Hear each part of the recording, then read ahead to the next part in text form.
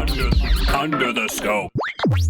Hey, Scope fans, Jared and Shane here with another summer movie review. We're in the queue, leaving the theater. Yes, we're sort of bathed in red as if a Terminator. This was the view of a Terminator looking at us. Right, we're in its sights. He's analyzing us whether or not we're a threat. Which works because the movie we just saw was a sneak preview of the great comeback, I don't know, of Arnold Schwarzenegger in Terminator Genisys. Genisys. Is that how you spell it? I don't know. It's a weird spelling of Genesis. I think the only difference is it's SYS at the end. I was hoping that this would be the epic battle between the T-800 and Sonic the Hedgehog, but alas, it was not meant to be. No. So, Jared, the Terminator is back after a not-so-successful outing with Terminator, was it? Salvation. Salvation. I was going to say Revelation, but I barely even remember what it was about. It seemed like a war movie, and then prior to that, you had Terminator Rise of the Machines? 3? Yeah, Rise of the Machines, yep. Terminator 2? Did that Judgment have Day? Judgment Day? And Terminator. I think that one had The Terminator in front. The Terminator. Well, Arnold is back along with Sarah Connor, Kyle Reese. Yes. And John Connor, mostly played by different actors this time around. Yes, so we've got Emilia Clarke as Sarah Connor. You've got... You know with her as the Khaleesi. Yes. Interesting that, Game of Thrones. That someone from Game of Thrones is playing Sarah Connor, and someone has also played Sarah Connor from Game of Thrones in the TV series. Yes, Lena Headey. There you go. Or Headey, or whatever her name is. Fun fact of the day. They're connected. They both played Sarah Connor. Yeah. You've also got Jason Clarke. You know him from the, was it Dawn of the Planet, Rise of the Planet of the Apes? Yeah. Whatever the one was last year. Was he also in the new Godzilla movie? Yes, I think so. Okay. Yes. You've got Jai Courtney as Kyle Reese. Okay. A pale imitation of Kyle Reese. He does not have the charm of Michael Biehn. I'm just saying that right off the bat. Yeah. Not happy. Anyway. No, that's the guy I was thinking of that was in Godzilla. Sorry. Okay. What was his name again? Jai Courtney. Jai Courtney. I have a few things to say about him later. Right. J.K. Simmons shows up at one point. Yep. And there's some other people. I don't remember who else there is. Oh, Matt Smith. You might know him TV's as Doctor Who.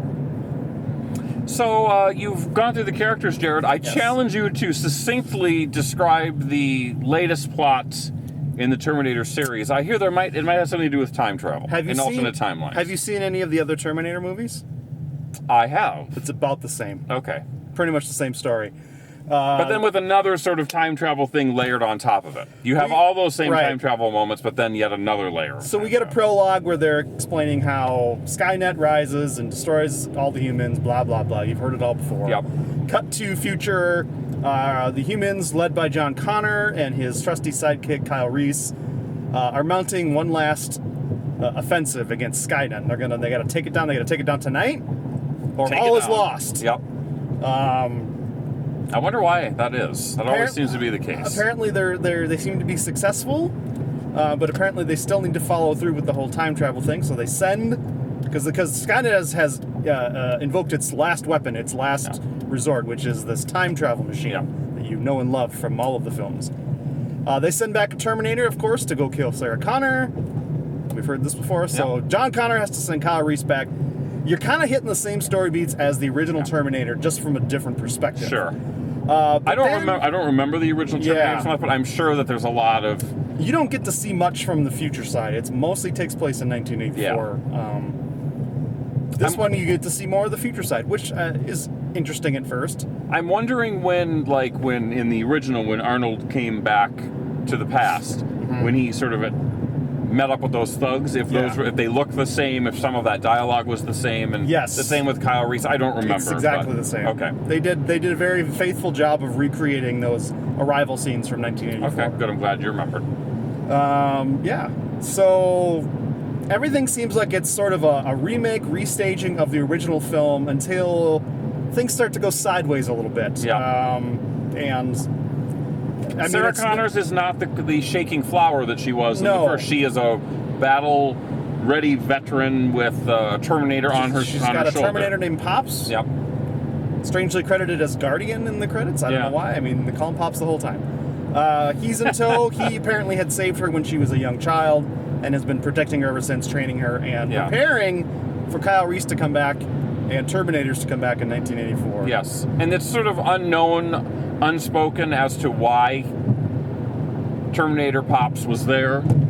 there's no... His memory was erased, so not to, but it was protection. We don't know who knew we wanted to send him back. This is the problem with the Terminator franchise, by the way, is it gets ever more convoluted and it's ever more of a chess game to see who can get to the right time frame or the right time to carry out their plan. So before you know it, they're going to go back 3 generations and kill the Connors before they emigrate to the United States.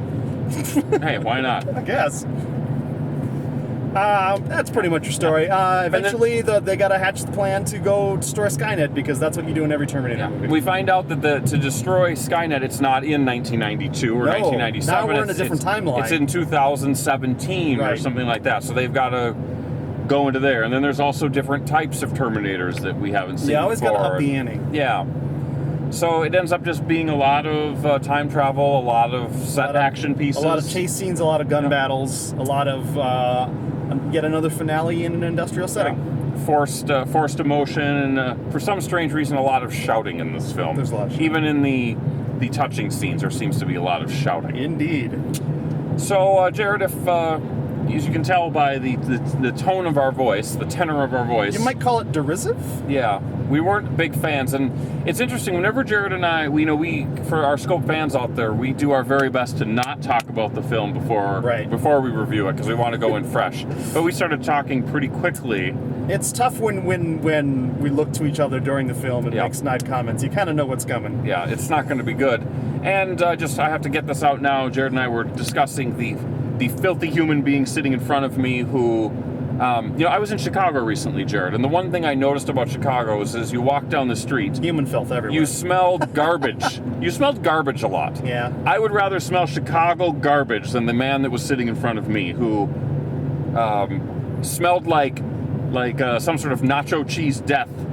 And then he farted a lot, and that seemed to be blowed on both of us as well. Well, that's troubling. And he was hitting my knees with his chair, and the people behind me were hitting my head with their feet. I'm guessing it was not a great experience for you. It was tight. It was tight in there, and it was bothered. So maybe that colored my feelings of this film a little bit, but I don't think so. I mean, I think that I think you can be honest and objective about the film itself. I think the film was weak in almost every aspect. It was a failure with the casting, although I have to say that Khaleesi does make a fairly convincing-looking young Linda Hamilton. She's not bad. But the acting was not there. The guy that played Kyle Reese, Jai Courtney, is terrible. He is so bad. Michael Biehn brought a charm and sort of a ruggedness to the character that was just charming and interesting and... a likability. Yeah, he was likable, even though he was, destined to die. Yeah. I don't know. Jai Courtney brings none of that to the role. He's one note at best. He's a hunk of meat, and that's about it. He just I don't get what this guy is. And the fact that they have to go down the line of, if you're familiar with the first film, Kyle Reese fathers John Connor. Yeah. It's no secret. With Sarah Connor. They sort of allude to this idea that they're supposed to get together and create this child, but there is no chemistry between these two. None at all. It is like watching two washcloths trying to connect. Wow. I mean, so they're capable of getting each other wet, but that's about it. That's it. That is it. And let's talk about the guy that played John Connor. Yes, Jason Clarke. I think it was a terrible casting decision. I think most of the film was poorly cast. Jason, honestly.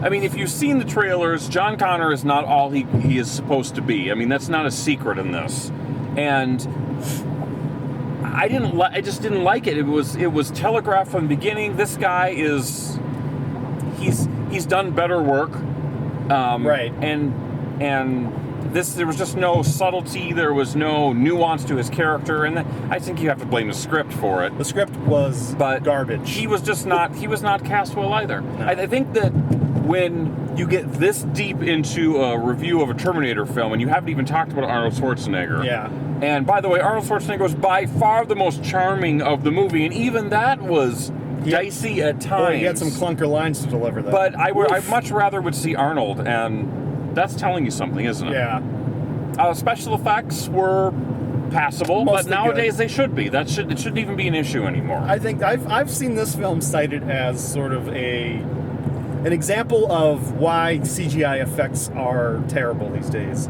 Sure. And I can't disagree with some of it. I mean, it's they're just trying to do too much. Yeah.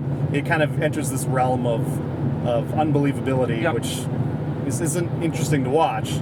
So I don't know. Yeah, it was interesting that they attempted to do the young Arnold Schwarzenegger just like they did in the last Terminator, and I think they did it with a little bit more success. I think it was pretty successful. A couple moments here and there, but the reality is that he wasn't even in it that much. So it was dark. Really? It was, it was What a jerk. It was almost like a gimmick in a way, but it worked for what it was. Arnold was good at doing his thing. Yeah. Any failings on his part, I chalk up to a poorly written script. Yes, and the fact that the material is dated. This is something we've seen. We've seen it multiple times. Yeah, this is my problem with the Terminator film at this point. We're 5 movies in, and it's the same story every time. Just layered like a club sandwich. It's just with variations, and it's like, I don't know what else you do. You either stop making them or you find a different way to tell the story. Or you start over and you reboot it. It's endless variations on. Yep. Skynet has destroyed humanity and taken over the world in the future. They need to send someone back to try to kill, or the humans are about to win. Yeah. They send someone back to try to kill Sarah Connor at some point in the past. John Connor sends someone back to protect her. Ultimately, they need to destroy Skynet to stop the future from happening. It's the same storyline, just told slightly different ways. And by now, it's worn thin. It's not interesting. It's boring. I had no doubts how this film was going to resolve itself. Yep, and it was color by numbers, baby. And the fact that they leaned so heavily on a film from 1984, where... Well, not only 1984, but on Terminator 2 as well. Sure. Honestly, the first half of the film, to me, felt like a remix and a restaging of what I call Terminator Greatest Hits. Yeah, I think you're right. You saw literally restaged scenes from the first film. The dialogue was the same, the lighting was the same, everything was the same, and that was fine for a few minutes, and then it became like, wow, is the whole film just going to be this? And then we cut to the T-1000 from T2, and of course he has to be a cop in disguise again, because how else were we going to know him? Doing the same stuff that Robert Patrick did in the second one, the same movements, the same transformations, everything is the same, and it's like, guys, is this a fan film, or are you trying to make something new? I think if you look at it from the director's perspective, more than likely it would be, this is a loving tribute to these films, but it ends up just being a retread. Exactly. And that's what all of these nostalgia films are going to have to deal with if they are going to come back. And I'm thinking of like Star Wars, for instance, or even TV shows like the X-Files that are going to be rebooted. Yes. Not rebooted, but just brought back. You have to be able to strike that balance of what it was and what it needs to be in the future. And this was way too much of what it was and not what it needs to be. Tipping its hat to what has come before. Yeah.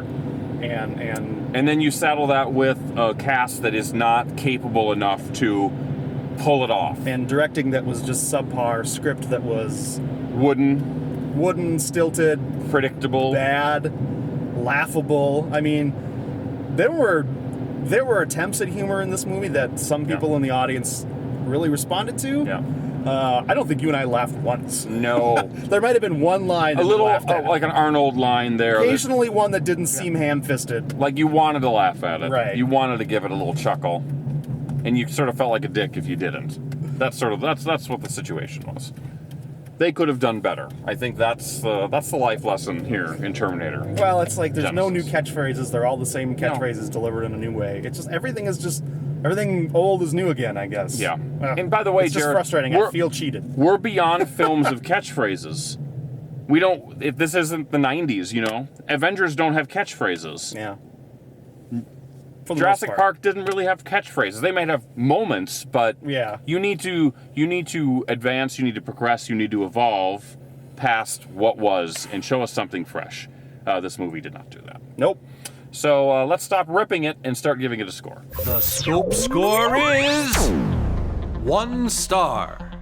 So 1 star. 1 star out of our patented 0 to 4 star scale. Yes. That's a D, folks. That's a D. Yeah, that's an avoid. You're not going to avoid it. You're going to see it. Everyone's going to see it, and it's going to make some money. But I mean, early reviews have not been great. Our review obviously wasn't not going to be great either. Yeah, and I think this is a case where Yeah, we talked about this before. The sum of the certain parts of this film were worse than others, and it drags the score down. It is an anchor. It's an albatross to what this film is and what it could have been, and it's disappointing. Agreed. So if you want to tell us how right or how wrong we are, let Jared tell you how that's done. You can like, comment, and subscribe. All those links are right down below if you're watching the video. And if you're listening at home, well, thank you for subscribing. We appreciate that. So, Jared, another film under our belt. Mm-hmm. Not sure what's on the horizon, but... what do we got coming out in July? Anything to look forward to? We've got Ant-Man. Ant-Man is probably the big hit. We've got Mission Impossible Rogue Nation. We've got the new Amy Schumer film. Yes. So we do have some choices. Hopefully we will get to them. I hope so. We hope that you make sure that you get to our reviews after we get to them. So for Jared, I'm Shane. This is The Scope. Bye for now. Ladies and gentlemen, we find ourselves once again at the end. I hope you've enjoyed our time together. I know I have. Fear not, Scope faithful. The days shall pass as if they were but a moment, and Jared, Adam, and Shane will return with another thrilling episode. Until then, send your comments to comments@thescopeshow.com or leave a voicemail message by dialing 612-21-SCOPE. That's 612-217-2673. Thanks for listening, faithful fans. This is Tony Partington saying arrivederci. Tune in next time to another terrific edition of The Scope.